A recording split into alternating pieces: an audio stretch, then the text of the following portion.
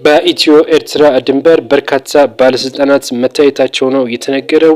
የጠቅላይ ሚኒስትር የምስራቅ አፍሪካ ጉዳዮች አማካሪ ጌታቸው ረዳ እና የብሔራዊ መረጃ ደህንነት አገልግሎት ዳይሬክተር አምባሳደር ሬድዋን ሁሴን፣ የፌዴራል ከፍተኛ ባለስልጣናት እና የአፋር ክልል ከፍተኛ አመራሮች ያካተተ ቡድን ነው በቡሬ ከተማ ከአሰብ 80 ኪሎ ሜትር በምትርቀው በዚህ ከተማ ነው ውይይት ያደረጉት። እቺ ቡሬ ከተማ ከአሰብ 80 ኪሎ ሜትር የምትርቀው ከተማ በኢትዮ ኤርትራ ጦርነት ጊዜ ከፍተኛ ውድመት ያስደነገጠች በርካታ መስዋዕትነት የከፈሉባት ከተማ እንደሆነች ነው የታወቀው። እነዚህ ባለስልጣናት እንግዲህ በዚህ ከተማ ተገኝተው ውይይት አድርገዋል ነው የተባለው። ሌላው መረጃችን የሚሆነው ደግሞ አፋር የቀይ ባህር ባለቤት የመሆን መብት አለው ሲሉ ነው የገለጹት። በቀይ ባህር አፋር ዲሞክራሲያዊ ድርጅት ነው ይሄን ያለው።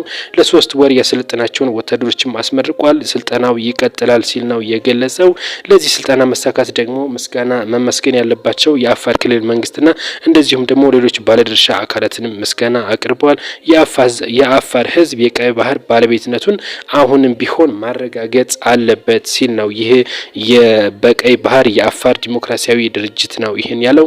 ይህ ትውልድ የፖለቲካዊና ኢኮኖሚያዊ ጉዳዮችን ሳይበግረው ለቀይ ባህር መታገል አለበት ሲል ነው ይህ ድርጅት ያሳሰበው። ይህ ድርጅት እንደሚታወቀው ከአሁን በፊትም የኤርትራን መንግስት በመክሰስ የኤርትራ መንግስት ኢሳያስ አፈወርቂ ከስልጣን መልቀቅ አለበት ብሎ የሚታገል ነው።